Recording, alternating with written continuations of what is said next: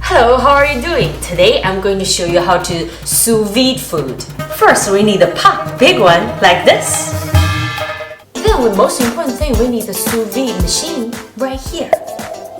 Yeah, not that big. So what this does is you cook food in a vacuum bag, then put it in this water bath. Then this heats the water evenly for low temperature and for hours, so you never overcook the food, and then the meat is very moist inside, never dry. So really easy, you can leave the house and come back, have a delicious meal. You need a vacuum seal machine like this.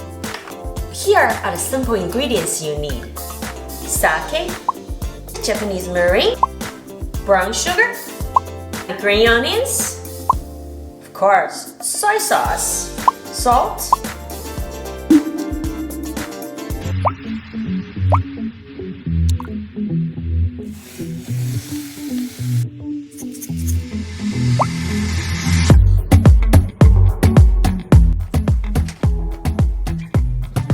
little massage. So now we seal the bag. Today we're setting 149. Chicken is ready to jump in the bath. Put it in order. I got some of these. Bit.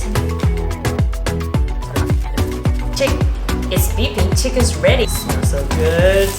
That's the best part of this.